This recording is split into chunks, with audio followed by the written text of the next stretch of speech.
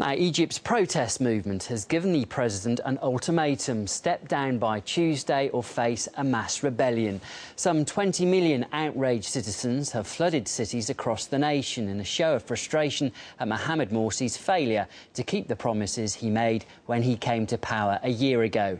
At least 7 people have been killed and more than 600 injured during the rally so far. Artis Beltrou reports now from Cairo. Millions of Egyptians came down to the streets in nationwide protests against President Mohamed Morsi on Sunday, the first anniversary of his term in office.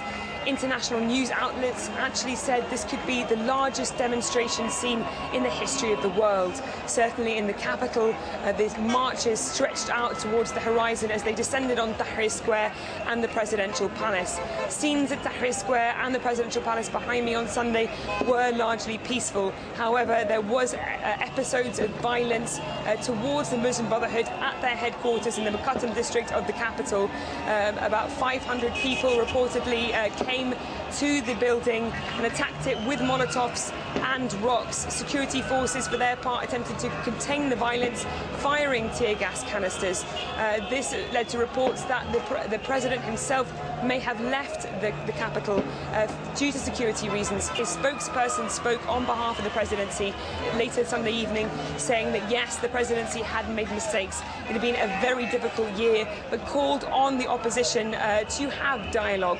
This is unlikely to happen, as opposition forces have already said in numerous statements that enough is enough. They don't want to have dialogue. They don't believe that President Mohamed Morsi is fit to rule. Nationwide protests were called for by a grassroots initiative, Tamarod Rebel, who said they had collected 22 million signatures calling for the ouster of the president.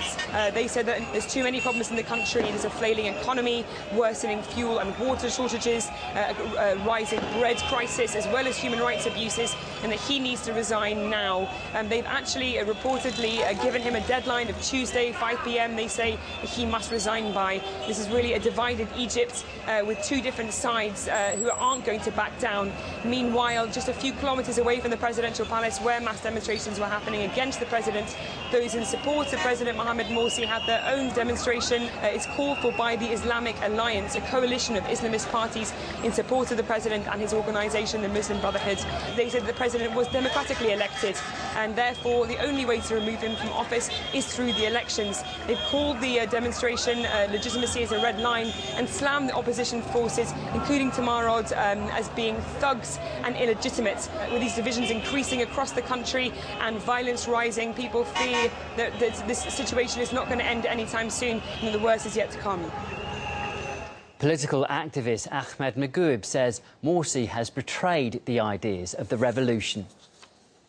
The people's statement is, regardless of the political process, it's the people's word that is out and that will rule against anyone who think they can hijack this revolution. Morsi never fulfilled any of his promises, nor even his own elections program. So the people's voting for him is no longer valid, because he's never fulfilled those promises.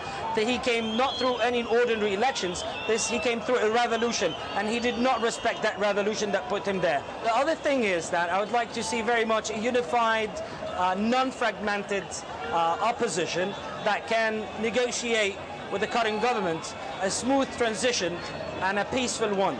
It's very important that the Muslim Brotherhood realize that we're all not going to go anywhere, and that they really need to rethink their strategies and transition smoothly and give up all the powers, because there's no talk about credibility and legitimacy with almost the entire nation out on the streets.